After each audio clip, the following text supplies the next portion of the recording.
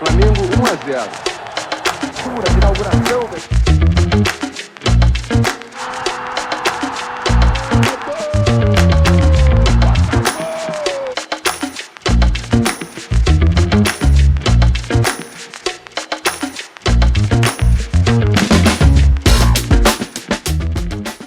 Treinador de futebol precisa ser o centro do processo decisório e de trabalho? E aí, Fernanda? O que você acha desse protagonismo do treinador? Eu acho que nos últimos 5 anos isso se tornou notório. Eu acho que o treinador...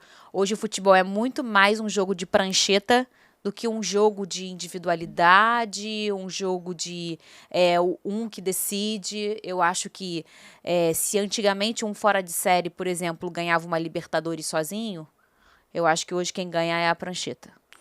Olha só, pessoal. Não sei se é a sua opinião. É a sua? Eu concordo com você. Aqui, Fernanda Maia, famosa Fernanda Maia, apresentadora, jornalista, apresentadora do SBT, do programa esportivo SBT, jornalista e narradora oficial do estádio Newton Santos. Mas eu vou falar uma coisa aqui pra vocês hoje, pra vocês também. Gotardo é um grande amigo, um querido, um ídolo, né? Todo mundo sabe que eu sou botafoguense e a história que esse cara escreveu no meu Botafogo é incrível. E quando ele me ligou, e assim, muita sorte para esse podcast aqui para você. Obrigado. E falou, olha, eu queria você me entrevistando no primeiro. Foi uma honra enorme. Falei, vambora. Então hoje, na verdade, eu não tô aqui para ficar falando de bola, de não sei o quê, de gandula. Eu tô aqui para falar de você. E olha, que eu tenho umas perguntas meio capciosas para te fazer, hein? Cuidado. Casca de banana, negócio de corte, viralizar. Eu confio na sua competência, no seu conhecimento e na integridade que você tem. Mas daqui para frente, depois desse episódio, qual vai ser o padrão? Você entrevistando as pessoas. Sim. Né? Fernanda hoje não sai jogando com o Gotardo. Daqui para frente será assim. Eu trago a Fernanda com maior honra, maior prazer e vamos falar muita coisa interessante, aquele lado da face oculta do futebol, detalhes assim que o torcedor com certeza vai gostar. E nada melhor do que ter a Fernanda comigo no nosso primeiro episódio. E aí, vamos fazer o seguinte, Gotardo, eu brinco que tem muito Enzos e Valentinas que assistem, né? Que esse negócio de podcast é negócio de celular, né? E pessoa jovem. Né? E aí, para contar para esse jovem que não conhece a sua história, brevemente o teu início. Quem foi o Gotardo jogador? Posso te interromper pouquinho? Só vou falar um pouquinho da função do treinador. Ah, sim, pra gente contextualizar aquela pergunta inicial, né? Exatamente. Na verdade, eu vou complementar. Você mandou muito bem. Hoje os processos são decisórios, e o treinador, de uma forma geral, ele tem que ter conhecimento de tudo. Sobre treinamentos, ou seja, ele é técnico e é treinador. Treinador pode elaborar, dar os treinos. Técnico pode elaborar os treinos. É uma palavra sinônimo, né? Ele também tem que ter um conhecimento sobre psicologia, nutrição, fisiologia e criar um relacionamento sincero diretamente com o atleta e todo o seu staff. Gestão de pessoas também, Gestão né? de pessoas, isso é muito importante. Hoje um treinador que não tem uma palavra, não tem convicção naquilo que ele quer, do que ele acredita, do que ele trabalha, ou ele não tem firmeza na sua conduta, não é um cara íntegro, ele não tem a garantia de tempo de trabalho, de fidelidade dos atletas. Então vai muito mais além do que aquela palavra técnico futebol apenas, né? As palavras assim, elas têm um peso. A experiência tem peso nesse momento para você do treinador? Eu pergunto isso e eu vou trazer até uma relação atual que foi o Botafogo nessa temporada de 2023. Que tem um treinador que demorou para se adaptar, que foi o Luiz Castro. Faz um ano irregular e depois um início carioca tenebroso. E começa a emplacar um brasileiro histórico e vai embora. Né? E assim, até a gente gravar esse podcast, ele era o treinador com mais vitórias no mundo, porque depois vai lá treinar o CR7 e continua vencendo. E daí quando ele sai, a gente ainda encontrava um Botafogo que jogava como o Luiz Castro gostava, com o Caçapa, que fez uma manutenção, e aí vem um outro treinador que tem um nome, que foi o Lage, mas que não teve o mesmo desempenho. Teve 50% e pouco de aproveitamento, que não é um aproveitamento que tinha o Botafogo com um primeiro turno histórico batendo recorde. E aí vem um quarto nome, que foi o Lúcio Flávio, que a gente sabe que é um personagem super estudioso, com muita identificação com o clube e tudo mais, mas que a gente sentiu um pouquinho da falta da experiência naquele momento tão crucial, naquela reta final de Brasileirão. O quanto que a experiência também conta em todas essas características que você falou, e que você também falasse um pouco sobre esse fenômeno que foi o Botafogo do primeiro e no segundo turno. Você acha que é associado ao treinador? O trabalho do Castro foi muito questionado. Me lembro bem, acompanhei de perto o momento de até uma possibilidade de saída dele, né? Ele balançou um pouquinho. Esse ano, surpreendente, né? O campeonato estadual não foi bom, mas no início do brasileiro surpreendeu e fez realmente grandes vitórias. Ali houve uma motivação, o grupo praticamente se fechou, ficou uma blindagem, que ele faz muito bem isso também, o Castro, né? Uma blindagem forte, o grupo bem unido. E conseguiu destacar nos jogos seguintes, pontuando muito bem, fez uma gordura absurda, que não é normal para um clube que até então não vinha disputando fase decisiva das últimas competições.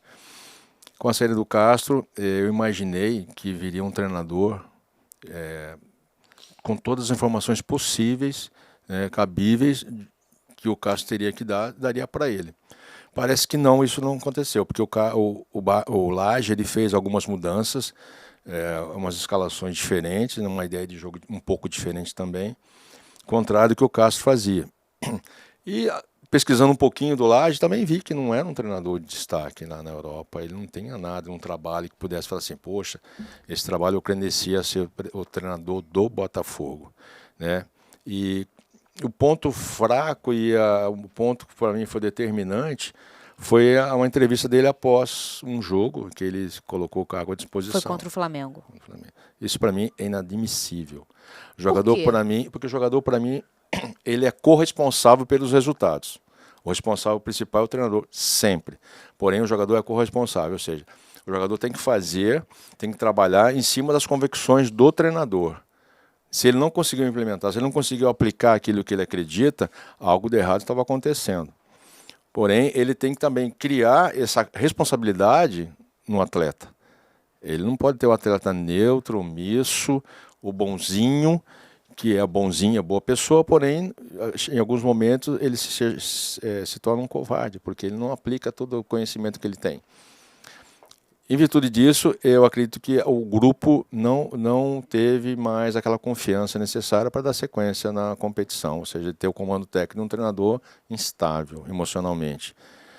Com a entrada do Lúcio Flávio, que é muito querido por todos, íntegro também, e tem uma bagagem enorme de ex-atleta, ou seja, vivenciou muitas passagens na vida, e ele tem confiança e vai conquistar ainda na carreira dele, e vai chegar a fazer bons trabalhos assim, né?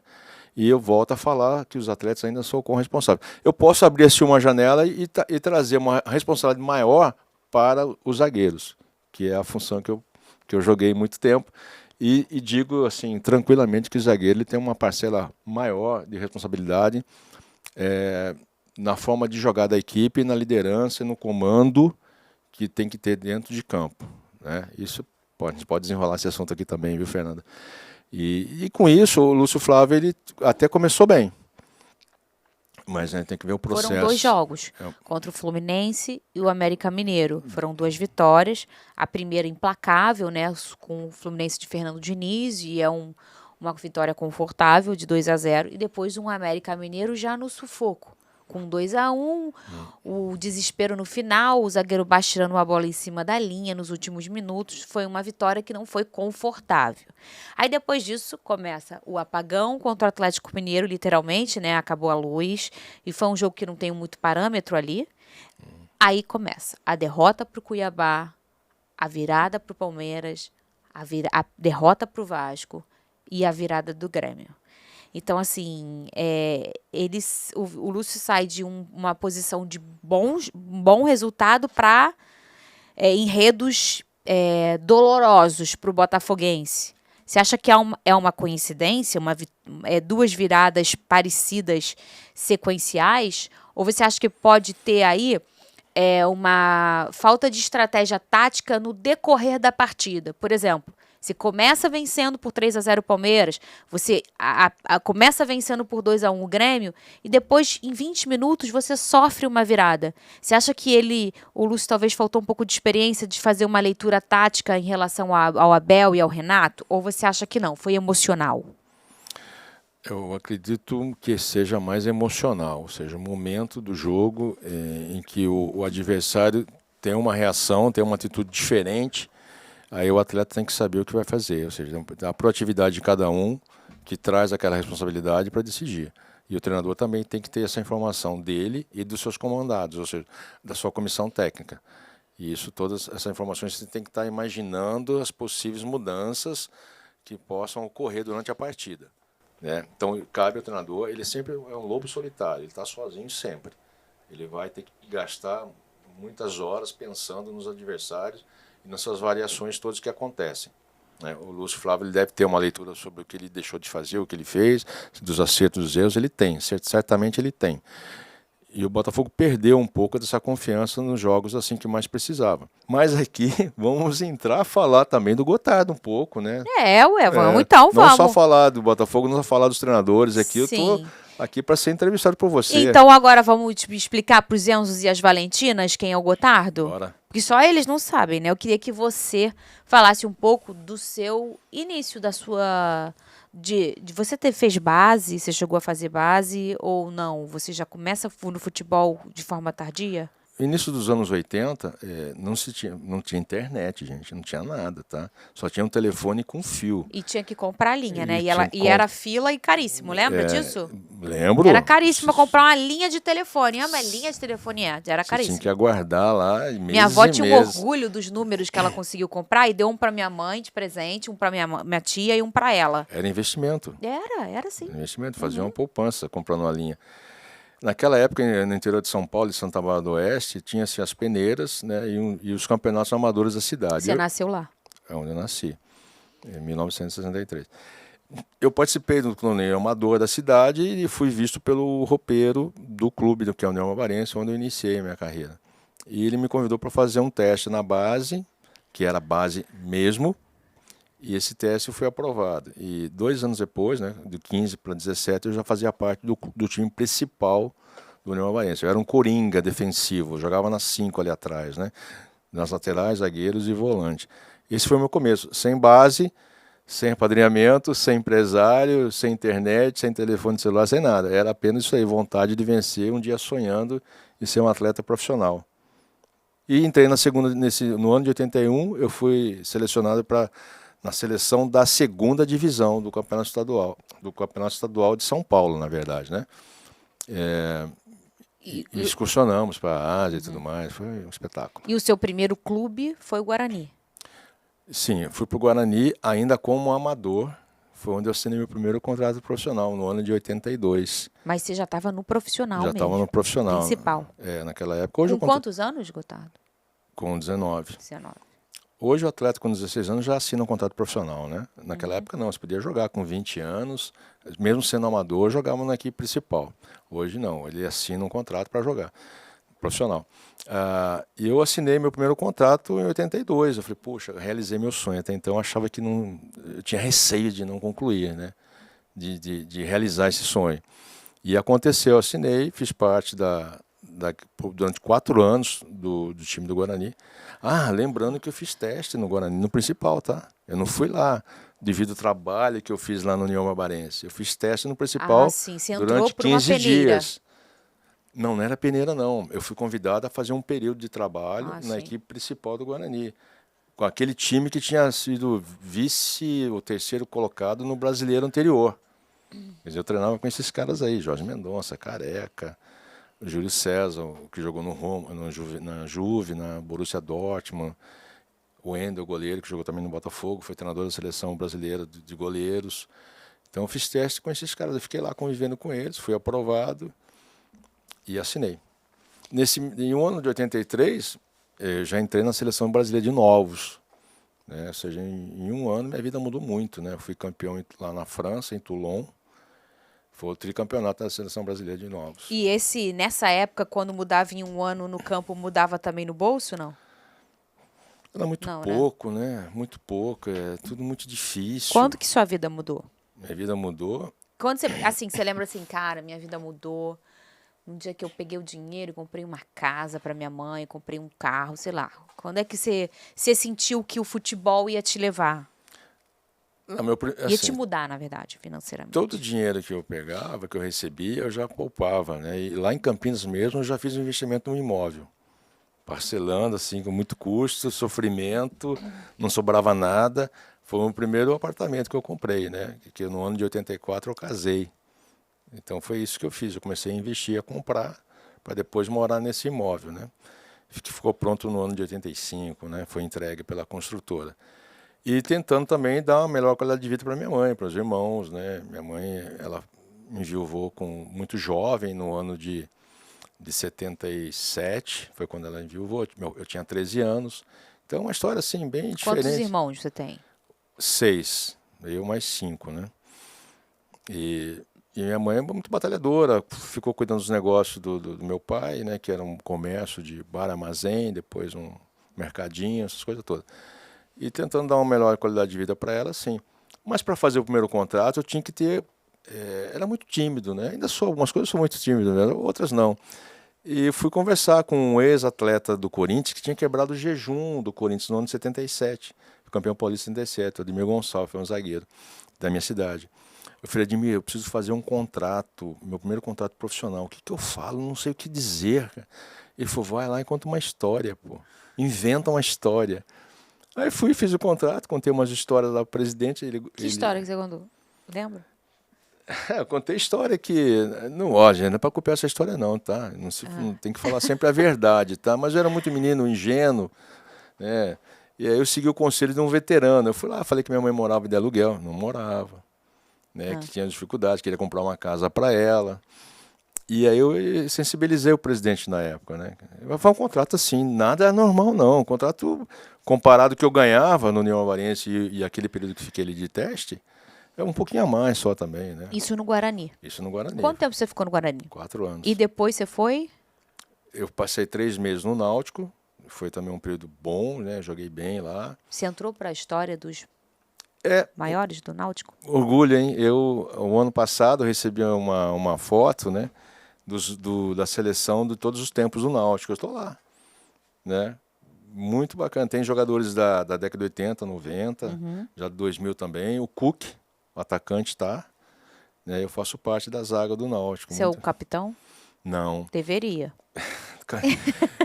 Eu acho que ninguém está preparado para ser capitão com 20 anos, 22, 23 anos. Ninguém. Esquece. Não tem maturidade para isso. Ele pode ter boa intenção, mas ele não tem capacidade e conhecimento para isso. Quanto um capitão muda dentro de um grupo? Ele Tipo assim, não sei se você quer falar, mas você já participou de um elenco que o capitão era um bunda mole e ninguém ganhava nada porque ele era um bunda mole? Ou isso não faz diferença? Eu já fiz parte de grupos com capitães excelentes, sérios, né? Mas às vezes com pouco conhecimento nas decisões, o que fazer, como fazer, quando fazer. Outros treinadores, capitães que às vezes eram mesmo leve e trás, homem de confiança, de diretoria. Tem Né? isso Eu sei, também, não é né? um cara íntegro, né? Não é um cara sincero e nunca me senti à vontade de ser capitaneado por uma pessoa assim. Nunca me senti. Lógico, eu sempre respeitei, né? Mas não concordava com algumas ideias, fazia parte de alguns esquemas, não gosto de omissão. Para mim até é um ato de covardia, né? O cara tem exercer uma função de capitão muito importante. Na Europa é importante, porque no Brasil também não é para ser, né? Então eu acredito muito nessa liderança do capitão. Todo líder ele influencia, tanto para bem como para mal. Isso é certo, né? Então tem que ser para bem. Eu pensei sempre dessa forma, o bem comum de todos. Aí você sai do Guarani, Náutico 3 meses e depois? Cheguei no Botafogo 87. Bom. Bom. Bem. E ficou lá, Até 90. você chegou em 87, né? 87, 8. O que chamavam de década perdida, né? O Botafogo acaba finalizando essa década tão ruim com um título depois de 21 anos em 89, que você faz parte dessa história, né? Faço. E depois 90 de novo. Então, em 87, vou trazer algumas lembranças que a imprensa falou na época, né? Eu cheguei bem, cheguei motivadérrimo, bem demais, saindo num momento difícil do Guarani, sem salário para receber, quase passando fome, né? Nunca mais esqueci o nome da tia da cozinha lá, a tia Marisa. Ela me ajudou bastante na época lá, que me levava até umas quentinhas para Mas você casa. passou fome no Guarani? Quase. Por quê? Porque não tinha contrato, né? O passe estava preso no clube, mas eu não tinha vencimentos, eu não tinha renda, não tinha nada. Você tinha, naquela época, era assim, né? Você tinha um contrato com o clube, mas ele não te pagava e não tinha obrigação disso. Não tinha Então nada, você não isso era podia lei. nem jogar em outro lugar Não. e nem tinha salário. Não, Você exatamente. ficava preso, um prisioneiro mesmo. Isso, e treinava separado. E por que você chegou nesse momento do Guarani? Porque eu fui um capitão proativo, um capitão que falava, que Bocudo, pedia. tá vendo? Tá vendo, gente? Mas não falava palavrão, não falava palavrão, bom. mas falava. Falava assim, um pouquinho Você falava. não falava na hora daquela Falava. resenha motivacional? Não lançava um baralho? Falava. Não, isso não é palavrão no futebol. Não é, Não é né? mais. É. Baralho não é mais. Não é já mais, está né? incorporado já. Mas tem uns que são. É, O F grandão também dá um peso na frase, Esse. né? Você falava esse? Não, falava não. Esse não, Não nunca falei. acredito, Não, o baralho é normal porque ele se encaixa naquela. Tudo, Onde né? você quer encaixar, você quer colocar uma palavra e coloca essa palavra. É, eu também Porque, na uso verdade- muito, eu uso bastante. Eu uso ele no feminino e masculino. Baralho e baralho. É, mas vem uso das os caravelas portuguesas. É, eu uso muito. Muito bem isso aí. Mas e aí, você falava muito, é isso, no Guarani? É, e fui mal interpretado. E um dia ele achou por bem me punir e deixou sem contrato. Foi Tinha isso uma aí. panela lá? Não tinha panela. Tinha assim, um grupo de atletas que depois de muitos meses, muitos anos, eu fui entender por que esse grupo não lutou por mim. Da Por forma, quê? não sei. Não sei. Nunca ninguém falou assim, eu tentei te ajudar, mas não consegui. Sabe? Então, coisa que eu fazia, né? E fiz muito depois que eu já estava mais maduro na minha função, na minha carreira. Fiz muito isso pelos outros. E às vezes eu me questionava, por que ninguém fez Como isso faz por mim? isso no futebol? Por exemplo, me fala alguém que você conseguiu ajudar com a sua força de capitão, com a sua voz, que você sentiu que estava precisando de uma ajuda. E como é que faz essa ajuda? Bom, exemplo recente, até ele me lembrou aí nas últimas semanas, o André Silva, foi lateral esquerdo do Botafogo. Querido. Ele falou que ele tinha umas promissórias para receber do Botafogo. E estavam lá. Nós estavam lá. Ia fazer um quadro com elas. Né? Aí ele veio falar comigo, pô, consegue me ajudar a receber? Que eu queria comprar um carrinho, porque ele morava longe, que morava em Campo Grande, né? Não sei se ele morava em Marechal. Aí fui e conversei na época com o presidente do Botafogo, o Montenegro, e pedi, né, o Antônio Rodrigues, nosso diretor fantástico, se ele podia antecipar ou liberar as atrasadas para ele pudesse comprar um carro, né? E isso aconteceu. E até tem essas promissórias em casa. Eu estou procurando lá que ele pediu para dar Você para tem? ele. Eu tenho guardada lá, só não estou encontrando. Já comecei a procurar. Mas ele depois te deu o quê? Uma bala Juquinha? Pô, André, Não, nada. pão duro. Não, nunca Escorpião fiz no isso. bolso, hein? Nunca fiz isso com Não, intenção. você não vai fazer, mas ele pode te dar uma bala Juquinha pra você. Não, mas Não? gratidão. Uma carona, uma carona. Não, gratidão. O André, ele sempre falou isso muito bem. E Mas é assim que agradece. ajuda, né? Então, E esse é um. você foi não uma teve delas, assim no né? Guarani? Não, tive Aí você não. partiu pro Botafogo. Quando você chegou lá, você sentiu que você levou aquela história pra lá? As pessoas olhavam pra você, esse cara lá no Guarani, Não. ou não? Cheguei bem, cheguei indicado pelo Valdir Luiz Pato Rocco, que foi colocado na mesa 4 nomes de zagueiros, né? E aí o meu tava lá e eu tinha jogado contra o Flamengo no Maracanã, Guarani e Flamengo, e vencemos o Flamengo aqui. E eu joguei muita bola. E ficou naquela imagem, né, do meu jogo, o Valdir Luiz falou, um dia o senhor Emil Pinheiro, o diretor que me contratou, né, que depois se tornou presidente do Botafogo, ele fez uma pergunta lá para algumas pessoas, ó, tem 4 nomes aqui, quem que vocês acham que é o mais indicado? Na época esse era o centro de inteligência dos clubes, tá? Sim, aham. Era análise de desempenho dos clubes. Até pouco tempo atrás, né, Gotardo? Ou tipo SAF dos clubes, né? Pode ser dizer. E aí falou, não, esse nome aqui é muito bom, jogou muito bem, é novo, não sei o que, pegou a seleção brasileira de novo, blá, blá, blá, foi assim. Aí eu cheguei, um dia eu cheguei em casa à noite, tocou o telefone em Campinas, era o senhor Emil querendo falar comigo. Quer vir para cá? Eu falei, pô, eu acho que estou sem salário aqui, quase E foi? morto de fome. Fui, aceitei. O presidente do Guarani negociou lá. Eu sei que na época, trazendo para a moeda americana, nós vamos falar em $70 mil.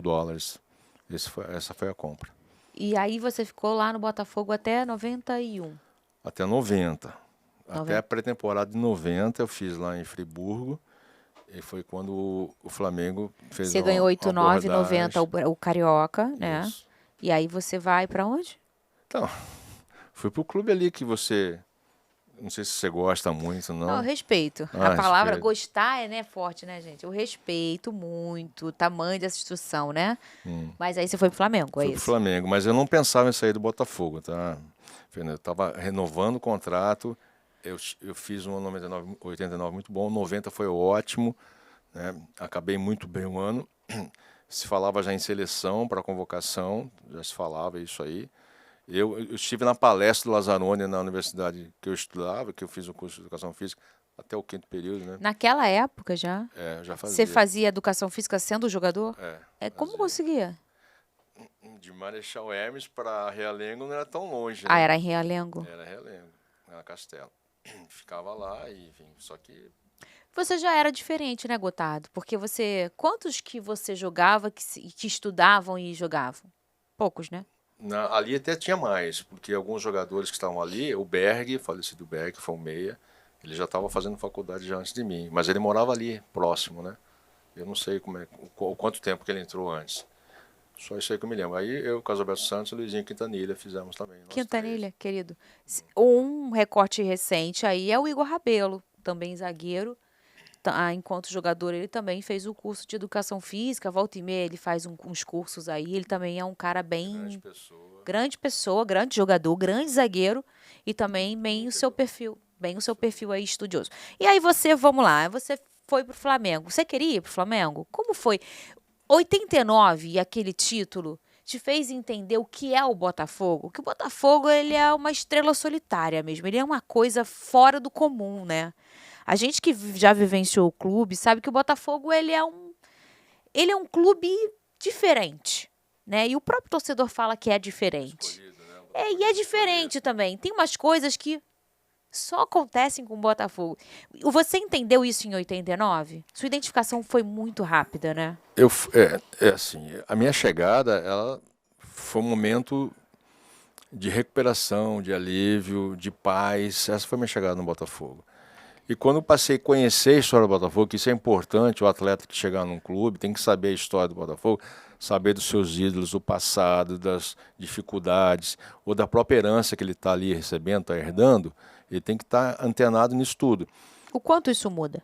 Muito, muito, porque quando eu estava no vestiário e vi o Newton Santos entrando no vestiário de aquecimento do Maracanã, que não aquecia no campo, a gente aquecia dentro do vestiário, tinha um grama sintética ali, um tapete, na verdade, né? E vi o seu Newton, assim, braço cruzado no canto, assim, da sala, assim, os olhos deles brilhavam, sabe? É um negócio fabuloso. Até emociona, porque hoje eu posso me colocar no lugar dele, de estar ali no vestiário, vivendo aquele clima de novo, né? O Newton Santos, um atleta que fez mais de 700 jogos pelo Botafogo, né? Campeão mundial, pessoa muito humilde, e várias vezes ele esteve lá conosco, né? Então tudo isso é muito importante para o atleta, saber da intensidade, do amor, da história de cada clube, ele fazer uma entrega absoluta para aquela instituição. Eu passei a fazer isso, e para onde eu fui, eu passei a entender um pouquinho também da história dos outros, né? Dos outros clubes também. Eu acho que isso para mim enriquece demais. E o quanto isso ainda é hoje em dia? O futebol muda vertiginosamente, né? A gente se abre o programa falando da questão da prancheta aí, e do que o quanto o treinador é tão importante.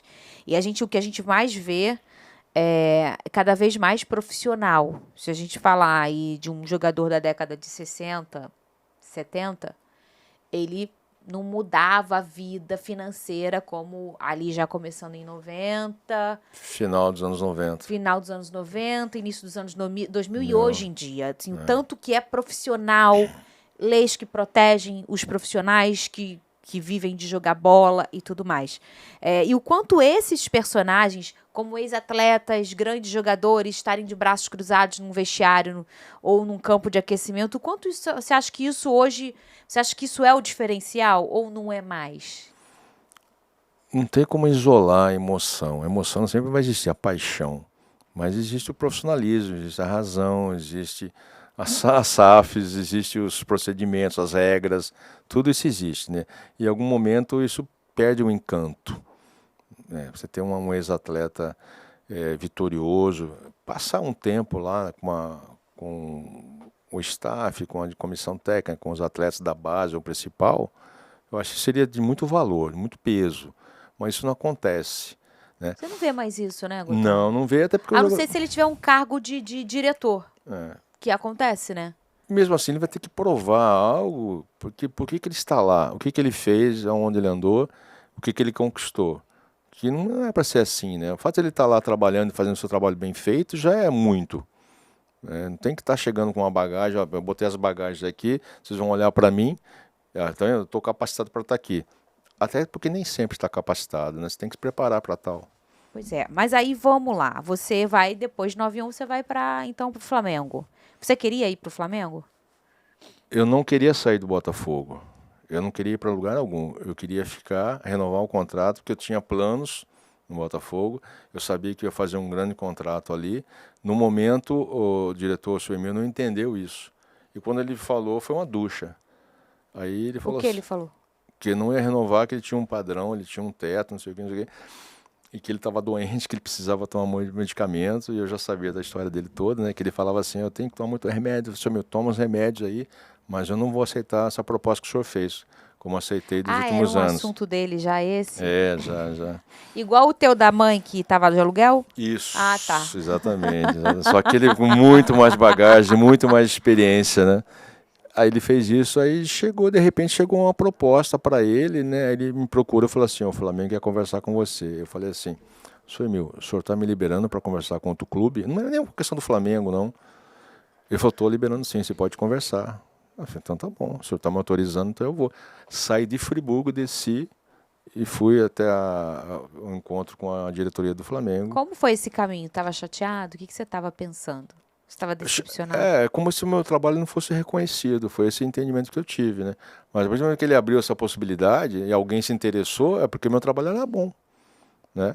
E ele fez procurou essa decisão e a conversa com o Flamengo foi boa, né? Ficou naqueles valores que eu já pretendia com ele, até um pouco melhor, e dessa forma eu acabei aceitando. Quando fui falar com ele, já a notícia tinha corrido, né, que a proposta tinha me agradado, e aí teve o desenrolar, assim, bem chatinho, né, bem tenso, né, porque a torcida não entendia porque eu ia sair, ou porque está vendendo ele, ou porque o Gotardo quer ir embora, não sei o quê. Até explicar isso tudo, você não consegue, você não tinha rede social, não tinha nada. Era rádio, TV e jornal. Era o que tinha de comunicação, né. E aí a notícia correu muito mais lentamente do que hoje. E aí você ficou com um problema no ombro? 89, levantou uma taça. 90, levantou uma taça. Carioca, Botafogo. 91, Carioca com o Flamengo. 92... Que o favorito era o Botafogo, tá? Fala aí pra eles que você levantou em 92. Fala. Campeonato Brasileiro. Contra quem? Contra o seu clube, Botafogo. Né? E 93, não, né? Nem 94. 93 eu saí e fui para Portugal. Fiquei lá mais 10 meses. Levantou taça lá? Não levantei, não. Então já deu um descanso pro ombro, né? Mas não, foi quando eu fiz a cirurgia no joelho, né? Então, o problema foi em outro lugar. Tipo de troféu. Né, que foi uma recuperação boa. Foi em Portugal? Eu voltei a parar no Brasil, porque lá em Portugal o clube, o seguro, interessante, né? O seguro não cobria as cirurgias no Brasil, fora do país. E eu não senti confiança, firmeza no médico lá na época para operar o meu joelho. Aí eu pedi autorização, vim para cá e eles não quiseram pagar. Eu paguei tudo, passagem, tudo. Você ficou quanto tempo em Portugal? 10 meses, 11 meses. E aí você fica 2 anos ali no Flamengo. Você levanta 2 taças, Carioca e o Brasileiro. Como foi sua passagem pelo rubro-negro? Positiva, muito bem. Momento difícil do Flamengo, uma safra subindo que venceu tudo da base, aquela safra toda. O Rogério Lourenço, o Baiano, Júnior Baiano, o Djalma, o Luiz Antônio, o Djalma. Paulo Nunes, essa turma toda, né? O Zinho já estava já há mais tempo, o Zinho já é mais velho. Aquela safra toda subindo, querendo um lugar lá em cima. Um vestiário com o Djalma e Paulo Nunes, como é que era a resenha ali? Tinha um gaúcho, né? O gaúcho era uma pessoa maravilhosa. Ele que dava equilíbrio para essa rapaziada, assim, né? Ele chegava, ele dava equilíbrio, dava ordem, aí o pessoal entendia, obedecia. Ouviam mais ele do que o próprio Júnior, do que o próprio maestro. Né? Eu, o Gilmar também, né? Eles eram muito colados. O ambiente era muito bom, era bem festivo também, gostava de uma bagunça, mas estava, assim, um ambiente de jogo muito bom. O dia a dia era muito legal. E o Carlinhos Violino, que era o treinador, que assumiu com a saída do Luxemburgo, ele assumiu e o time desencantou e conquistou aí com ele o título. E aí, como foi encontrar aquele Botafogo que você saiu com aquela sensação de que você não foi reconhecido e você ser campeão num grande rival, que é o Flamengo, na final de Brasileiro, onde muitos colocavam o Botafogo ali como favorito para aquela partida, né? Um pouquinho antes de encontrar com eles no campo, eu saía de casa e encontrava com eles no Bosque da Barra, que eu sabia que eles treinavam pela manhã e às vezes eu tinha uma folga, eu ia lá visitá-los. Cara, você não larga o Botafogo, né, Gotardo? Não, amizade. Você ia lá? É a amizade que eu Por quem tinha. que você ia lá? Quais eram os Pelos caras atletas. Então, quem eram os caras que eram teus fechamentos, assim? Que eram Assim, os caras o Carlos Alberto Santos, o Piquete, tinha a rouparia, o Gonzaguinha, o baixinho motorista, o senhor Armindo motorista, que eu contei uma passagem dele em off aqui com você, que foi em casa depois da minha saída. Aí vários desses atletas com quem eu convivi nos anos 80, 89, 90, né? Aí tinha o Valdeir de Flash, Carlos Alberto Meia, né? Não, o Santos era o volante, né? Esse pessoal todo. Então eu tinha Aí você ia amizade com matar a eles, assim. saudade. É só bater papo e tal, assim. Dia de jogo é outra coisa, né? A amizade vai além das quatro E linhas. qual é a maior lembrança que você tem daquela final de 92? Foi a sua primeira final grande, assim, se chamando de um campeonato brasileiro, né, Gotardo? Foi, não foi? Como atleta? Foi. Foi assim. Você ficou nervoso? Como que tá? Ou você com esse seu jeito já era um cara altamente maduro, né? Já tinha. A minha saída foi traumática do Botafogo, né? Então eu senti aquilo ali como uma possibilidade de mostrar o meu valor. Não precisava, né? Mostrar meu valor e que eu fui tratado injustamente aí por muitas pessoas da imprensa, inclusive alguns comentários assim maldosos que desconheciam os fatos, né? Que é o lado oculto do futebol que as pessoas não entendem e que acontece. Qual foi a manchete que mais te machucou? Que eu saí do Botafogo porque tinha uma proposta melhor. Não era isso, pô. Eu saí do Botafogo porque eu fiquei desempregado, eu tinha um passe preso no clube, eu tinha contas a pagar, tinha boletos que estavam todo mês em casa e tinha uma família para cuidar. Eu tinha que trabalhar. E foi por isso que eu saí. E quando saí, o clube que apareceu foi o Flamengo. Um clube vizinho, rival, que teve interesse no meu trabalho. Foi isso. Né? E o Botafoguense fala assim, pô, você tem uma mancha na sua carreira. Eu falei, pô, você devia ter falado comigo antes, então. O bastidor é importante para dizer o que é verdade, né? Foi isso aí. Então, quando chegou a final, assim, pós-jogo, teve a realização pessoal. É isso campeão, que eu queria saber, dessa foi realização. Assim, mostrei, eu dei a volta por cima, meio que eu quis aquela mágoa, assim, que né, não vinha ao caso, mas assim, eu quis dizer que eu estava certo, que eu precisava ser valorizado no Botafogo no ano anterior, né? No ano de 90, ou 91, quando saí. No dia seguinte, pós-conquista, eu fui visitar o Carlos Alberto Santos, que tinha jogado. Fui falar com ele, né? Falei, pô, Carlos, ele falou, não, cara, fica de boa aqui, isso é final, é jogo. Eu falei, não, quer dizer assim, cara, eu sinto, né, a sua dor, eu percebo, né? Porque eu queria que você estivesse vencendo junto comigo, mas só que a vida me levou para outro lado, me levou para outros desafios. O Carlos Alberto é amigo até hoje, sabe? E a gente está sempre aí trocando ideias e mensagens, falando. E pela sua percepção, qual é a característica mais forte que você fala, cara, foi por isso que o Flamengo é o grupo, é uma pessoa, é um presidente, é um treinador, é um capitão, Boa pergunta, um momento, que às vezes um momento vira uma chave no futebol, né? Um jogo que... Enfim, o que você achou que foi? O Flamengo, ele começou o campeonato muito mal, vou dizer assim, não conseguia resultados, estava fraquejando em alguns momentos, mas passando um período, foi crescendo na parte física, né? Foi entendendo até a evolução. Eu acho que a pessoa máxima ali, o profissional que contribuiu demais com tudo foi o treinador, o Carlinhos. Acho que ele conseguiu trazer, eu lembro até hoje das palestras do Carlinhos, até hoje eu lembro, como ele fazia. Né? Eu até uso, Te marcou, então, né? marcou, eu até uso a maneira dele expressar, dele falar com o jogador, ele escrevia no quadro, hoje não se escreve mais, tem lá, mas também dá para escrever, você tem um papel lá, você tem um quadro, tá, se tiver necessário, o quadro metálico, dá para fazer anotações ali, rabiscar. E ele foi ali acho que ele foi fundamental, porque ele era muito querido pelo pessoal da base e era aquele pessoal que já estava Tinham muitos jovens, né? tinha. O pessoal que já estava já na estrada, já rodando há algum tempo, né? Sendo que o mais rodado era o Júnior, né? O maestro. Então, assim, ele agradava todo mundo, diálogo franco, aberto, fora dos trabalhos, fora do treinamento, é uma pessoa também normal, de acesso, né? Bem acessível com ele, de conversas interessantes. E acho que ele foi uma pessoa que trouxe um caminho mais fácil ou menos difícil para a conquista. E aí teve alguém que chorou quando você saiu do Botafogo? Teve. Quem foi? Além da minha família, né, que Aham. chorou bastante, porque foi traumática, né? Minha mãe, minha avó, tal, o pessoal lá que tinha informações através de jornal ou via rádio do Rio, né? E nunca é tão bom, né? Informação tão boa. E o que eu falava foi o motorista Armindo, o seu Armindo, que dirigia lá o ônibus do clube, um queixo duro, né? Ele foi lá em casa me visitar, falar comigo lá que sentia quanto sentia, né? Primeiro ele me ligou, né? Pô, posso ir e tal, dar um abraço. Aí eu desci, fui falar com ele na calçada, aí ele começou a chorar. Já era um senhor de 75 anos, pô. Né? Eu tinha 27, né? Chegou lá e começou a chorar copiosamente, me fez chorar também. Foi um negócio assim, emocionante, um negócio maluco.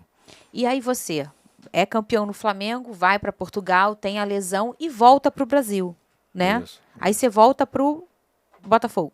Voltei para o Botafogo, recém-recuperado da cirurgia, já tinha feito um jogo de retorno lá em Portugal. E nesse tempo de vai, não vai, eu deixei de treinar, né? E minha musculatura sentiu um pouco esse processo, que estava ainda em fase de acabamento, vamos dizer assim. Aí cheguei para cá, fui fazer o exame médico inicialmente não foi aprovado pelo Dr. Lídio Toledo. Ele falou, não, mas você está com um problema aí, você está com uma gaveta. Eu falei, doutor, eu não estou com gaveta não, é que eu estou uma semana sem treinar e isso está sentindo um pouquinho ainda, mas isso aqui eu tiro rápido, né? Porque eu quase tive uma lesão de posterior, né? Uma lesão grave, quase, não chegou a tanto. Eu falei, isso aqui a minha cirurgia só foi o menisco, mais nada. E aí na reunião com toda a diretoria assim, do Botafogo, eu falei assim, é o seguinte, eu vou assinar um contrato com vocês, o Montenegro estava lá, Antônio. Se por acaso essa lesão que o doutor está dizendo que eu tenho, se ela me tirar de jogo, o contrato está rescindido na hora. Que legal. Aí o Montenegro ficou calado assim, falou, não, assina o contrato, vamos embora.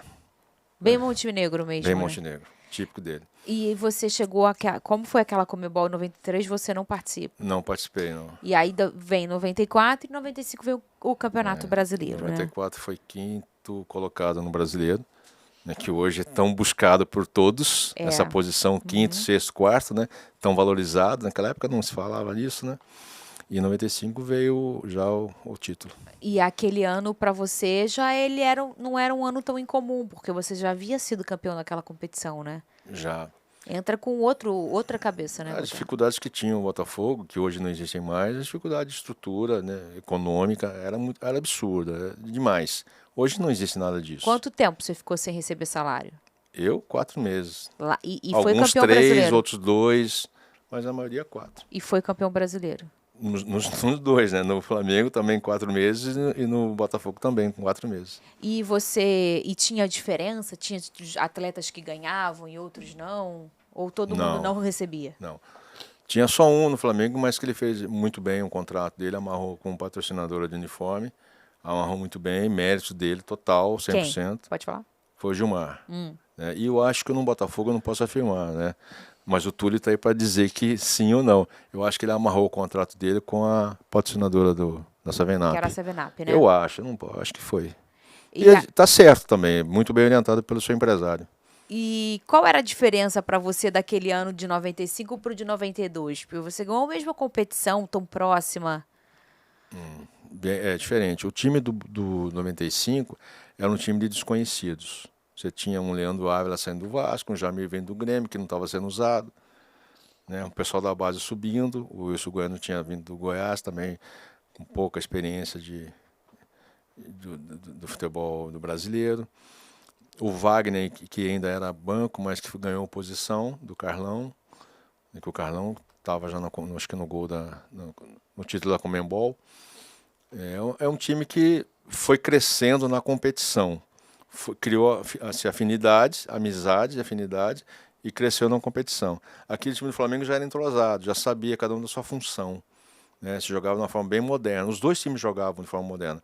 O time do Flamengo jogava num 4-3-3, mas que em muitos momentos era um 4-5-1, era 5-4, a linha de defesa se fazia, né? E com jogadores com variações de posições. Coisa que estão tentando dizer agora. Hoje, isso já acontecia lá atrás. Sim. Então, de quem é o direito autoral? Eu te pergunto. Do futebol. Do futebol. Ou da Holanda de 74. Olha só, tem muita coisa aí que às vezes as pessoas falam sem pensar um pouco. Então, aí o time do Flamengo era mais entrosado, o Botafogo foi entrosando na competição, porque tinha pouco tempo para trabalhar. Mal tinha um campo para treinar no início da competição. E eu cheguei emprestado do São Paulo, encontrei aquele time que já estava acabando de montar, e assim fomos para a competição. Quanto tempo você ficou no São Paulo? Fiquei Em 94? 95. Em 95. Acabou o estadual Ah, sim, 95, no início do foi ano. para lá, fiquei 4, 5 meses e retornei. Aí você ficou 95, até quando você fica no Botafogo? Até dezembro de 96. Aí vai pro... Aí eu fiquei em casa, né, tirei uns dias assim para descansar mesmo, um mês, certinho, e fui pro Fluminense. Ficou quanto tempo Você lá? não sabia que tinha de Fluminense. Não, né? eu sabia. Sabia? Sabia. Tá bom. Fiquei 2 meses e meio, 3, aí o Cruzeiro fez uma proposta para pagar uma multa rescisória, eu fui pro Cruzeiro. Aí ficou quanto tempo no Cruzeiro?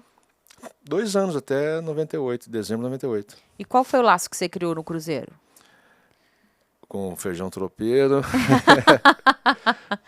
comida mineira muito boa, briga com a balança. Não, lá assim foi com a maneira do mineiro ser, né?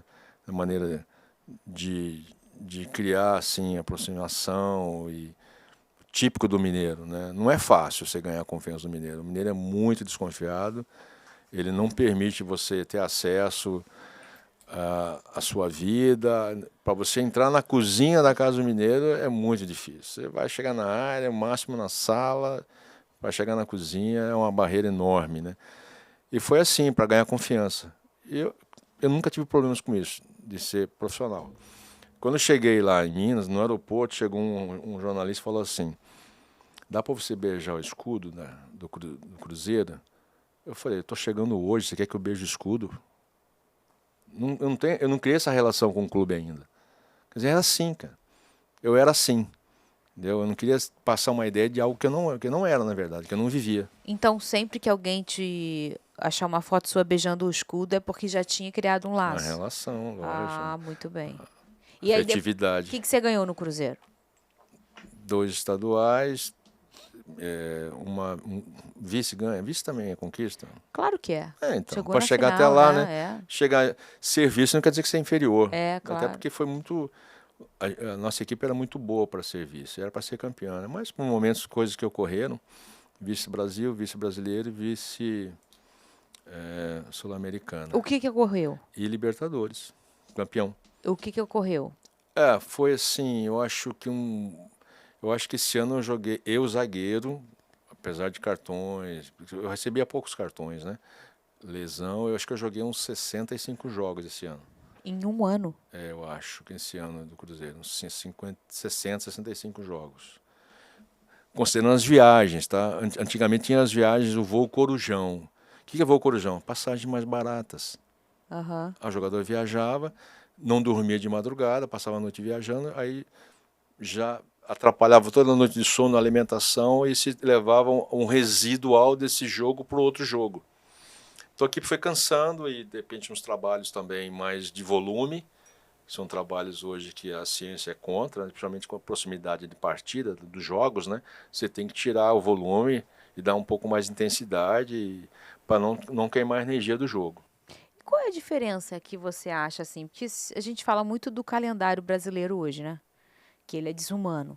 Se a gente for olhar do lado do atleta, né? Eles não são máquinas. Mas você está falando de um ano que você jogou 65 partidas com os mesmos 90 minutos.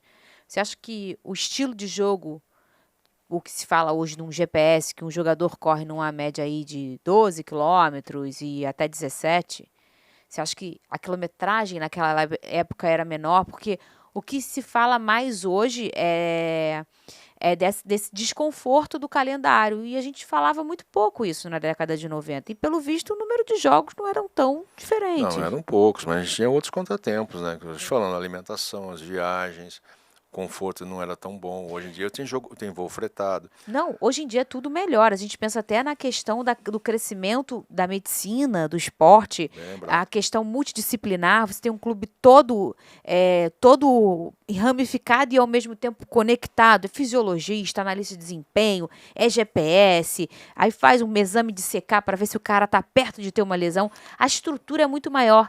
Mas a minha pergunta é como que, se a gente já estava falando de uma década de 90, você jogando 65 partidas e isso era pouco falado. Por que que você acha que era? Porque ninguém reclamava disso. A gente tem uma Não, reclamação mas grande e com razão hoje, que tem que reclamar mesmo, né? pouco falado. Uma dessas partidas, acho que a última, foi depois do Natal, se eu não me lembro. No dezembro de 98, depois do Natal. Foi contra o Palmeiras. Até esse jogo eu não suportei, porque eu tive uma lesão no jogo contra o Corinthians, no segundo tempo. Fiquei fora da final do terceiro jogo contra o Corinthians e depois fiquei fora do jogo decisivo do Palmeiras. Não suportei e saí. Não consegui voltar. Quer dizer, mudou-se tudo, né? Você falou a ciência, tudo, num todo, né? A psicologia também chegou para ficar. Os treinamentos hoje são treinamentos estudados, planejados, bem científicos mesmo, calculados, e os campos são menores. Hoje os campos são menores. Antigamente os campos eram maiores, os gramados eram ruins. Se alguém reclamar de um gramado hoje, é porque ele não sabe que é o gramado dos anos 80 ou 90, né? O que tem mais solto hoje, mais assim, que eu acho que caiu bastante, para mim é o nível de arbitragem, né? A questão técnica do árbitro, ou seja, qualidade de avaliação e interpretação dos lances, da falta, daquilo que é permitido você dar uma punição ou não para o atleta, né? Tem aí nos casos assim que para mim não é nem jogada nem faltosa e de repente ele toma um cartão. Essa é a minha interpretação. Você gosta do VAR? Eu não gosto. Por quê? Eu não gosto porque é meio interpretativo. Você ficar achando o momento certo da batida na bola, o momento certo que aquele atleta entrou numa condição irregular, aí você acha uma linha que está ali do lado do ombro ou do lado do bico da chuteira, é algo assim que você vai, mas você está trazendo correção, você está trazendo justiça. Mas o que é justiça? Não tem como você ter exatidão, né? Eu joguei numa época em que a mesma linha era impedimento. Eu tenho gol que eu fiz, que eu segurei, passei, antecipei a bola, toquei, passei. Quando eu vi que ia ficar em milho, eu segurei antes da linha, porque na mesma linha é impedimento. E eu recebi e fiz o gol. Quer dizer, então, hoje em dia, a mesma linha sendo impedimento, seria não teríamos gol. Já é chato um braço não, né? Mas um joelho sem impedimento, né?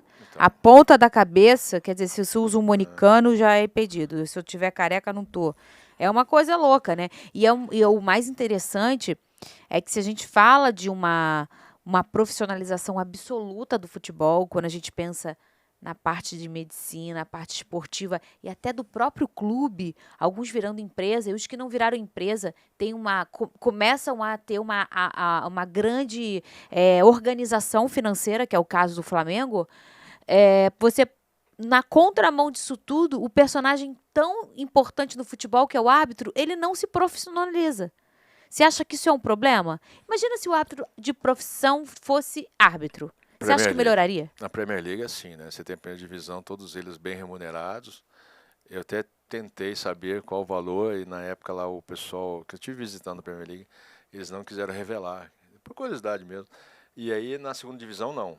Eles não são remunerados dessa forma. Eles têm lá, eles se reúnem de 15 a 15 dias ou 30 a 30 dias, todo mundo, fazem uma reciclagem, ou seja, eles realmente são bem remunerados, mas são cobrados também. Né? Você vê que a arbitragem inglesa ela é tranquila, não tem problema. E o jogador passa a respeitar também. Né? Sim. Eu sou da época que o jogador caía, tinha vergonha de ficar no chão. Ele se sentia humilhado. Pô, tomei uma pancada, não vou ficar no chão, vou levantar logo. Hoje em dia não precisa tomar pancada para ficar no chão.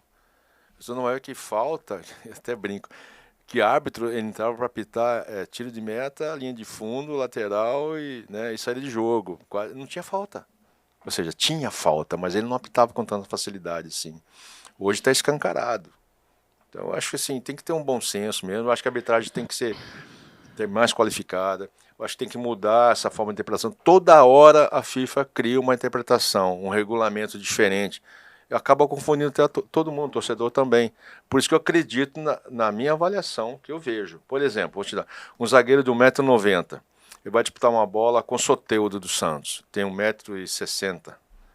Se ele fizer assim com o braço, assim, ele vai acertar onde do Soteldo? No nariz, pô. Mas ele tem 1,90 m, pô. Ele não vai conseguir acertar, colocar o braço no peito do Soteldo. Ele vai ter que abaixar. E você vai punir o zagueiro porque acertou o nariz solteiro? Não, intenção zero. E é isso que o VAR fala. É isso que a regra diz. Houve intenção. Ah, o braço do atleta estava fora do normal. Ele abriu o braço. Ele está fazendo movimento técnico, a coordenação. Ele vai com a perna esquerda, naturalmente o braço direito dele fica para trás. É para gerar o equilíbrio, a coordenação do lance. Aí o VAR acha que ele colocou a mão de propósito lá atrás. É absurdo isso aí. Isso é uma agressão. Não, e hoje ainda tem o sem querer também é falta, né? Às vezes o cara não teve a intenção, mas há o risco de gravidade daí, aí é. Olha, e em cima disso, aquele lance do Marcelo, você lembra na Libertadores? Que ele vai pentear a bola e é uma entrada que, por falta de sorte ali do jogador, qual era o time mesmo contra o Fluminense? Esqueci, mas foi uma entrada feia, né? A gente lá na SBT, a gente até pausou, a gente não botou, porque foi feia demais. Mas se você for olhar a jogada, o Marcelo foi pentear a bola. Ele foi dar uma jogadinha e o cara... Então, a velocidade da jogada, o movimento do adversário proporcionou aquele pisão. Mas aquilo na década de 90 era falta? Seria falta. Seria. Mas falta. Por quê? Seria falta, pelo resultado? Seria falta, também seria expulsão, lógico. Mas pelo resultado? Porque, na verdade, o Marcelo, ele tá na dele. O cara que vem igual um alucinado e se enfia no meio. Não, foi dito que foi uma imprudência do Marcelo, que ele fez o movimento. Você vê que ali foi uma fatalidade. Foi. Não foi uma intenção de fazer. Se o Marcelo tem intenção de fazer aquilo, ele tem que ser algemado. Não, claro, claro. Ele tem que ser algemado do estádio, porque aquilo é um crime. Mas foi uma fatalidade. Muito bem. Então você sai do Cruzeiro e vai para... Sport Recife. E aí você encerra a sua carreira, né? Sim. Como foi a sua passagem no esporte? É um pouco assim, complicada, polêmica. Eu cheguei lá, né, de uma fase boa que eu já tinha conquistado.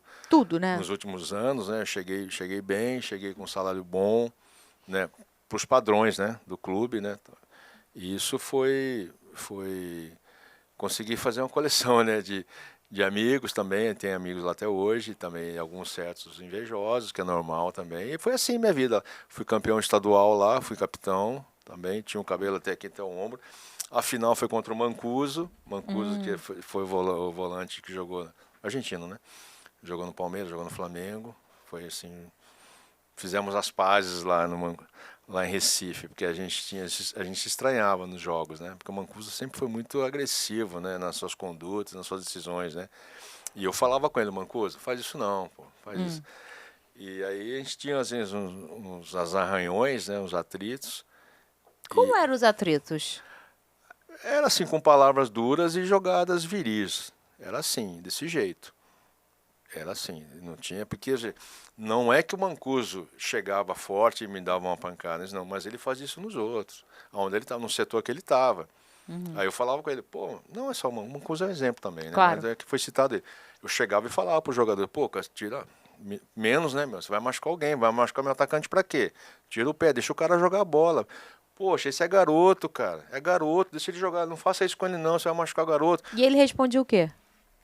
Ah, ele falava, não, do jeito dele, argentino, né? Não, mas o que ele respondia? Era, o problema é seu ou era, não, desculpa. Falava os palavrões que o argentino fala, que sempre falava. Aí um dia eu falei pra ele assim, nossa, o Brasil tá muito mal, né, cara? Pô, pra trazer você pra jogar aqui, né? Aí ele ficou maluco e tal. E a gente chegou a trocar, assim, jogadas, né, mais fortes, né, mais ríspidas. E aí eu fiquei no mesmo hotel que ele lá, né, em Recife. E ele era um cara legal? Então, vou chegar lá.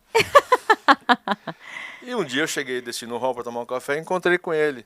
Falei, Mancuso, eu queria conversar com você. Ele falou, não, Gotardo, tá tranquilo, o que faz no campo, fica no campo, esquece, tá tudo em paz. Desse jeito, cara. Aí, pô, fizemos amizade, a gente tava sempre tomando café lá, se encontrando lá. Né? Depois fizemos a final junto do Pernambucano, né? Fizemos uma amizade boa, foi muito legal, foi muito agradável. Agradável ali, você não ia pra casa dele fazer churrasco. Não, não, mas Não. assim, você vê o entendimento que tem, não tem aquela história que você vai numa cidade aí, faz as bagunças que tem que fazer, até casa, e fala o que se faz aqui, fica aqui. Ah, É a ideia que ele pensa, o que se faz no campo, fica no campo. Você não pode levar pro coração, você não pode levar para fora. E às vezes isso não acontece. e com todos esses clubes aí que você fez agora a tua linha, né, do tempo, qual você mais se identificou? Olha a pergunta dela, hein? Bem, assim, Sem ficar no muro, né? não O tenho, também o time tal, tal, tal. Um só.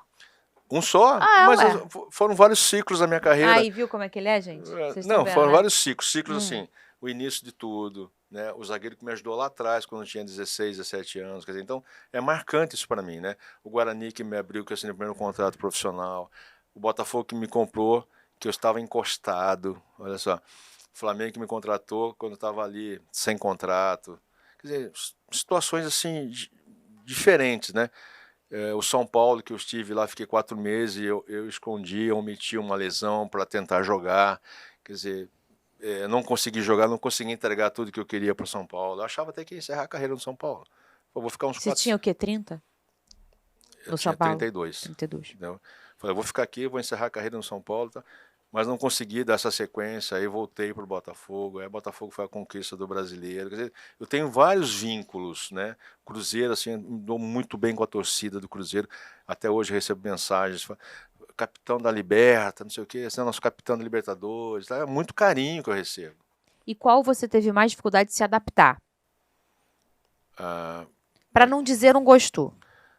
não é que eu não gostei, eu gostei. Então adaptar Mas mesmo. assim, que Você teve eu tive dificuldade. dificuldade de manter uma conduta correta, de ser profissional mesmo, que todo dia era um peso para trabalhar, assim foi no Sport Recife mesmo. Lá Por que foi quê? difícil.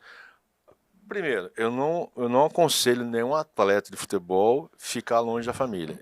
Minha família estava em Campinas e eu fui para Recife, né? Apesar que a família foi lá, passou um tempo lá comigo, então, mas isso não é aconselhar. Para o sujeito que gosta, que é família, que é um padrão clássico, né, de pai, de marido e tal, ele tem que ficar com a família sempre, né? Então isso já é ruim, né? E as dificuldades que eu encontrei lá é o seguinte, eu cheguei lá com um histórico bom, uma bagagem boa, e isso gerou um certo ciúme de algumas pessoas, né? E algumas pessoas linkadas a alguns jornalistas, alguns, tá? E às vezes faziam uns comentários maldosos, né? Me taxando de pouco profissional, de conduta antissocial ou de algum tipo de vício, né? Que eu não tinha vício nenhum. Logo Nem você? tenho, né? Logo eu. Só tinha um cabelo, assim, um pouco menor que o seu, mas era uma forma de trazer um marketing, de chamar a atenção, um cabelão, né? E Só desde isso. quando o cabelo vai dizer o que que a pessoa faz, né? Não é possível. É, Mas aí você, como é que você encarou isso? Abrir um motivo. jornal e ler que você Não, não abri jornal, não. O era o torcedor quê? veio falar comigo. Ah, era torcedor. Ele veio falar assim, pô, Gotardo, tava ali no bar ali tomando uns negócios, aí vi esse grupo de jogadores assim, aí os caras falando um negócio e falando que não ia correr porque não concordava com as ideias que você pensava, que você tinha, com o salário que você ganhava. Eu achei isso uma tremenda desonestidade dos caras. Eu não te conheço e vim aqui falar isso pra você. Falei, obrigado, cara, obrigado, mas isso pra mim só motiva. Foi isso aí. Talvez isso aí, um pouco de resistência de algumas pessoas que já estavam lá radicadas, se sentindo dono do clube, né? Infelizmente só tiveram a perder. Porque quanto mais alto você leva o teto, mais chance você tem de chegar lá em cima. Ou seja, o sarrafo mais alto, você tem chance de saltar mais alto, certo? Pessoa que pensa pequeno. E quem seria o Gotardo hoje? Se eu pegar um zagueiro, obviamente, né? Se falasse, olha, ele tem um perfil meu, técnico, personalidade, pode misturar, né? A personalidade de um e Brasil internacional. O que você quer? Só no Brasil? Quando eu avalio um zagueiro, eu avalio um zagueiro num todo. Hum. Eu sou muito chato para isso, sabe? Então, para falar assim, esse jogador é muito bom, esse meia cerebral, esse atacante, isso aqui, eu vejo num todo. Zagueiro, principalmente, num todo. Quais são as atribuições do zagueiro?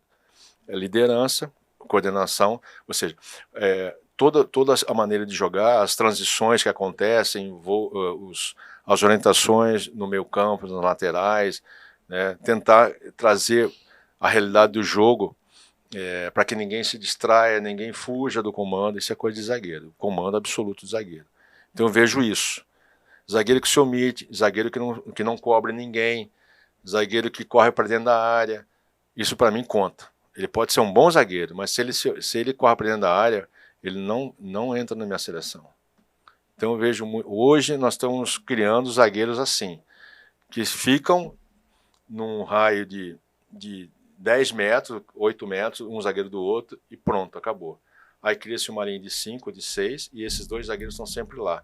E muitas das vezes as jogadas acontecem nas laterais, entre zagueiros e laterais. E os zagueiros, eles são orientados a se omitir, né? Ou seja, eles não praticam esses movimentos, eles não fazem essa coordenação defensiva, não tem essa eficiência na marcação.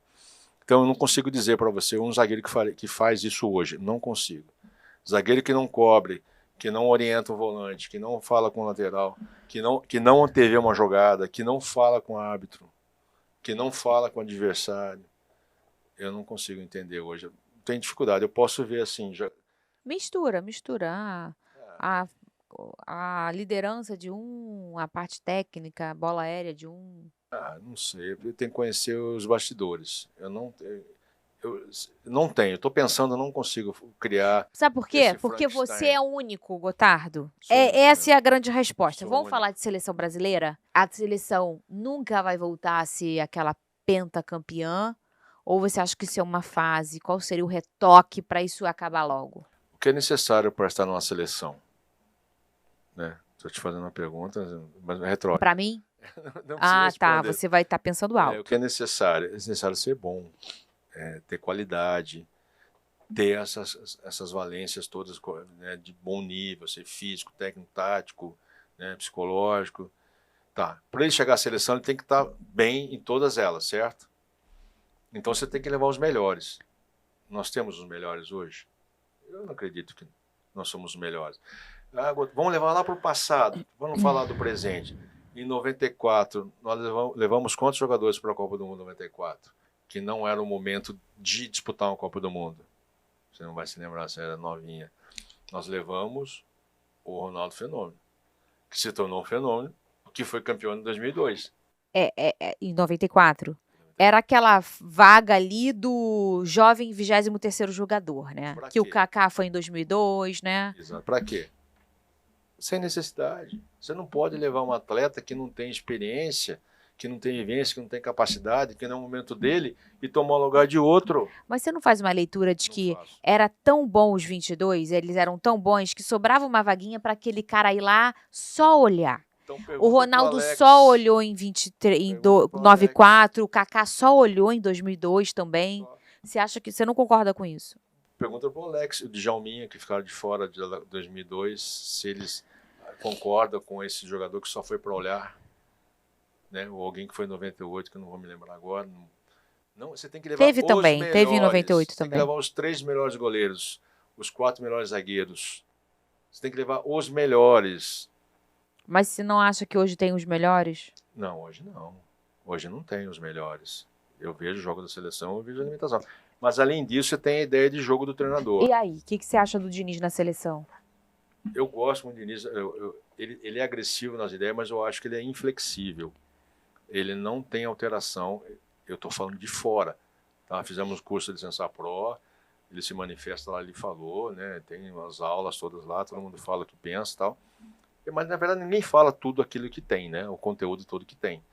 E eu vejo assim, ele é inflexível, ele é radical naquilo que ele pensa. É isso ou não é? Eu acho que esse jogo com a Argentina ele tinha que criar uma nova ideia, pensar numa fórmula, numa situação, né, que nem sempre o jogo aposicional ofensivo ele vai gerar também o jogo defensivo. Eis a grande questão. Como você faz uma marcação com atletas aposicionais que não conseguem dominar o conceito defensivo do jogo? É um problema sério isso daí. A transição defensiva hoje é lenta?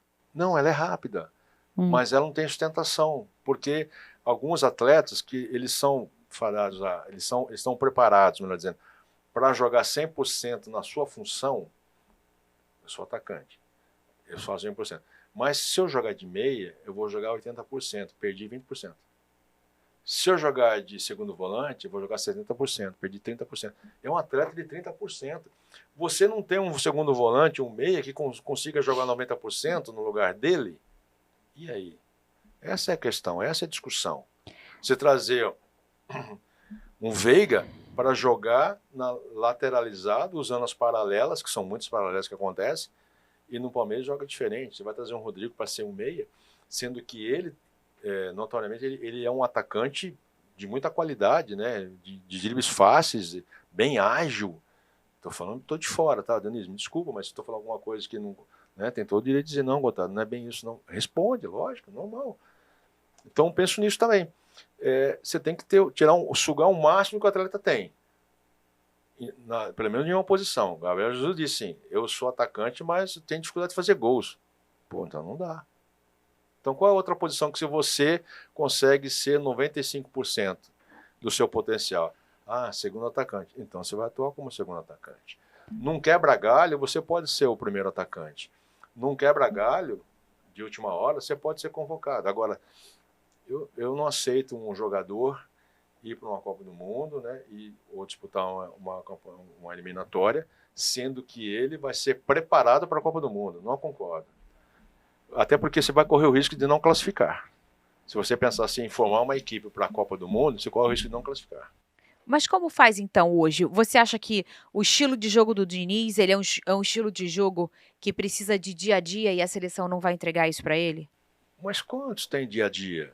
O Tite também Não, faz na isso. seleção não tem. Não tem dia Mas a dia. então, tô falando, tem O Mano treinador não que teve. precisa de dia a dia. E você fez curso de treinador, né, Gotardo? Quando você para de jogar, você faz o curso da CBF, né? Eu fiz, antigamente não tinha CBF, fiz a Federação Paulista, né?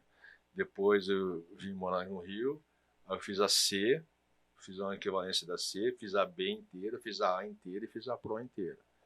Você é um brilhante estudante? Não sou um brilhante estudante.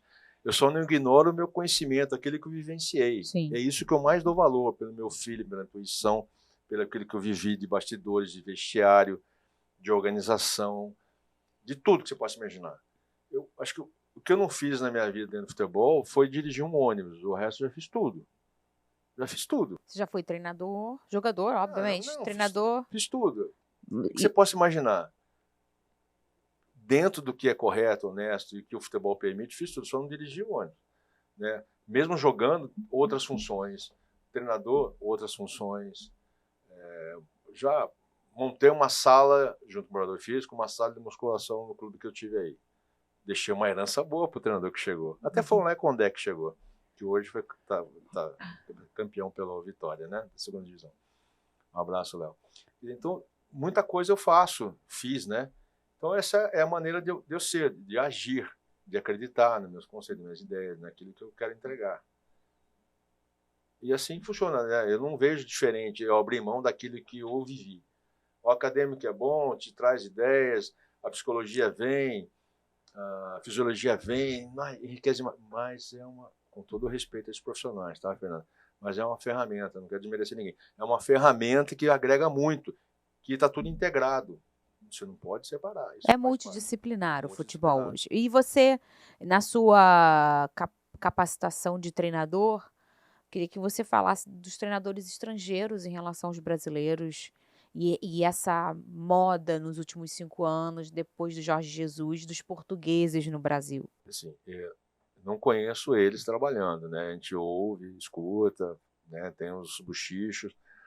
Alguns são, assim, depois de busca informações, tem uns treinamentos, tudo treinamento normal. O que se faz aqui, se faz na Europa. É normal. Você só tem que saber quando empregar, o microciclo, macrociclo, volume, intensidade, tirar o pé um pouquinho, aperta mais, né? Tem que saber quando fazer.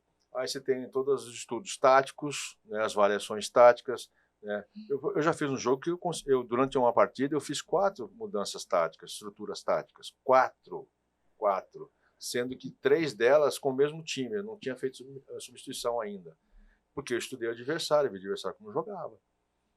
Né? Perdi o jogo 1-0, mas foi uma falha individual. Mas foi escancarada a falha individual, né? Mas era para ser um jogo, podia ser 1-0 para mim também. Tá? Mas foi um jogo fantástico, é um dos melhores jogos que eu fiz. Então você tem tudo isso aí para o treinador. Tem que avaliar. Porém, que eu vejo assim, que é uma paciência exagerada, uma valência exagerada, que eu também com os erros dos treinadores gringos, né? Tem, sim, tem muita qualidade, tem, mas também quando comete os erros, não, é diferente, né? Bem assim, tem que esperar mais um pouco. Agora, quando é um brasileiro que comete aqueles erros, mexe mal, ou escala mal, ou dentro do que é falar, tá? Ou estrutura mal a equipe para jogar, ele é muito criticado. Por isso que a média de tempo de trabalho, de permanência, é acho que 3 meses, 4 meses, né? É muito pouco tempo mesmo, né? Entendeu? E tem treinador que é fraco também. É fraco, não tem gestão boa de grupo, não é sincero, né? Ele se esconde atrás das derrotas, ou seja, ele acusa o jogador de ter sofrido derrota e quando vence, ele que vence. Está errado, não pode. O treinador sempre é responsável. Ele pode sim. O atleta ser responsável por um fracasso. 1, 2, 3. Aí cabe a ele tomar uma posição. Não vai ter a quarta. A quarta você está fora. Vem para o banco. Melhora, trabalha, treina, cuida da sua vida pessoal, da sua vida familiar, o que está acontecendo. Você tem que entender isso também, esse processo. Então, tudo isso faz parte do dia a dia do treinador, né? Eu, quando eu fiz outras funções, tive outras funções na área comercial do futebol. Então, eu entendi muito isso aí. O que é a vida, o que é a família de um atleta, noiva, namorada, pai, mãe, tudo isso eu já convivi. Eu sei o valor que tem de bom e também de ruim. Para mim é fácil dizer. O quanto é o psicológico o futebol hoje? Assim, não pensar num percentual para você. Ah, hoje metade do futebol é a cabeça, ou sempre foi e não mudou muito? Não, bastante. Mais da metade. Porque você tem as valências. Você tem o tático, o técnico, tem o físico, tem a alimentação, você tem o sono, né? Quantos atletas passam madrugadas no celular, no computador? Isso compromete demais o desempenho do atleta. Eu tenho uma máxima comigo que diz assim: no início de tudo é um amor. O atleta, o garoto e o futebol.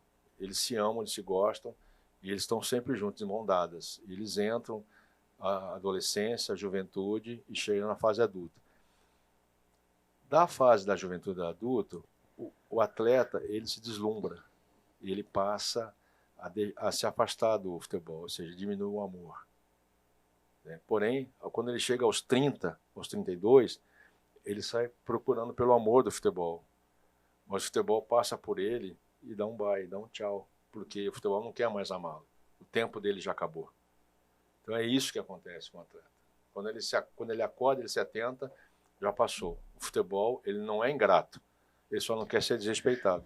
E você, como treinador, eu queria que você falasse um nome de um treinador brasileiro, de um treinador estrangeiro, que seja uma referência assim para você falar, cara, esse cara é diferente. Pode ser os que já você foi até treinado por Fui eles. treinado, os treinadores que eu trabalhei e que marcou a minha fase, meu ciclo de atleta, foi o Enio Andrade, falecido Enio Andrade. Ele foi bicampeão brasileiro pelo Inter, pelo Curitiba, em 85, até aqui contra o Bangu. Marcou muito, né? Pela forma que ele conduzia, a forma que ele conhecia os adversários. Não tinha informação de internet não, tá? Era conhecimento puro, rodagem, minutagem dele de trabalho, tudo isso aí. Esse foi um cara que mais marcou. Tive outros importantes, né? O Espinosa também foi marcante no 89. A gestão dele de grupo foi fantástica, né? O Paulo Tuori também, vindo de Portugal para cá, já trouxe ideias parecidas que se acontecem hoje, muitos conceitos parecidos, princípios de jogo que acontece hoje já acontecia no 95. Pessoas que contribuem bastante o meu crescimento também. Eu vou te perguntar, que dupla de zaga você sai jogando da tua história aí que você jogou? Vou falar, Não, um só.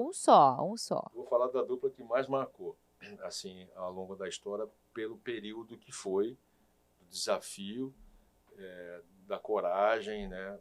Tudo muito difícil, árduo, né? Que foi o período do Botafogo, da dupla que fizemos, né?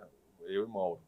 Foi uma dupla marcante. Eu acho, com todo respeito às duplas anteriores e as de agora, eu acho que não há outra dupla como essa. Pô, olha que eu joguei com gente boa, né? Gonçalves, Marcelo de Jean, Julião, Júlio César.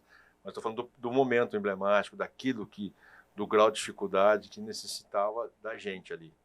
Sabe? Então essa foi uma dupla que marcou bastante. É uma forma que a gente jogava, que se joga hoje. Porém, a gente já fazia as linhas, a gente fazia a linha de impedimento com maior facilidade, a gente deixava mesmo, tomava conta ali, e fazia as dobras, as coberturas, que hoje se faz quase nada, quase não se fazem, né? E jogava, antecipava bastante e jogava. Antecipou, a bola é sua, vai embora. Você não se preocupa com o que está para trás, vai embora. Essa é uma orientação que eu dou para os zagueiros, tá? Porque eu vivi isso, eu acredito muito nisso. Então a gente tinha essa facilidade de leitura, só de olhar o posicionamento para o outro, a gente já sabia o que estava pensando. E que dirigente você sai jogando? Um cara que foi especial para você. Pode ser presidente, pode ser diretor, tem o Antônio Rodrigues, do Botafogo. Foi muito interessante, assim, o convívio com ele, foi muito autêntico, né? O Montenegro também, do jeitão dele torcedor, passava um pouco do ponto às vezes, né? A gente tinha discussões assim absurdas, mas assim, tudo nada de coração, é só para o melhor mesmo. Isso aí, no Cruzeiro normal, em outros clubes também normal. Mas eles foram marcantes, né? O Antônio foi assim, um degrau acima, ele foi muito bacana com todo mundo, da base até em cima. E que treinador você sai jogando? Treinador... Um só. Então, você não vai ficar em cima do muro. Não, como eu comentei, o Enio Andrade foi o melhor para mim, em todos os sentidos, né? Tem uma passagem com ele que ele me tirou de um jogo no intervalo, né? Eu não consegui interceptar um passe assim longo, eu tentei pegar assim numa bicicleta, não consegui e acabou saindo o gol. Que eu achava que a jogada estava desenrolando para sair o gol, e não estava, era uma jogada assim, um jogo à noite, assim, iluminação ruim, não vi muito bem a bola, campo mal iluminado, né?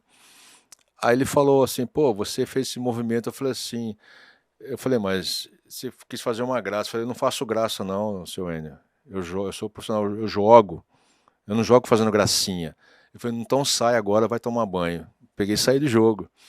Aí ele chama o Neto lá, o Neto já estava debaixo de chuveiro. Neto, volta aí. Você vai voltar a jogar, quem vai sair é o Gotardo. Foi assim, desse jeito. Aí no dia seguinte, eu falei, meu Deus do céu, agora eu vou me apresentar lá, vou encontrar com ele. Tô perdido, né? Vou ficar fora do elenco, vou ser afastado. Aí ele passou por mim e falou assim, ei, garoto, vai trabalhar não? Bora, bora, bora. Falou isso pra mim. Isso é um gestor. Isso que é um gestor verdadeiro. Sabe? Ele viu em mim uma insatisfação que eu não concordei com o que ele disse. Falei, esse cara vai vencer na vida. É isso que eu aprendi com ele, que no momento eu não sabia, mas depois eu aprendi analisando, né? Isso é um gestor, isso é um verdadeiro treinador. E que grupo você sai jogando? Não, independentemente de time, mas é um grupo que você viveu. Aí você pode relacionar, claro, obviamente, ao time e ao ano, né? Sei lá, o Flamengo de 92, o Cruzeiro, enfim. Qual o grupo que você sai jogando? Contextualizando todo o processo, eu vou dizer do grupo de 89. Foi o grupo mais preparado, grupo de 10, 12 capitães, para quebrar aquele jejum.